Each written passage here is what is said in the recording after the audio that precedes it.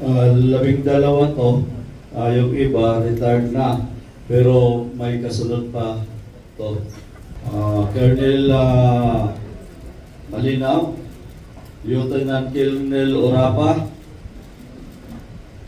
Mark Philip Almadilla, Police Major Mark Philip Almadilla, PEMS Aaron Capillan, PCMS Arturo De La Cruz Jr., PSMS Anderson Orozco Abare, PMS Joey Carnacion, PSMS Mark Anthony Manrique,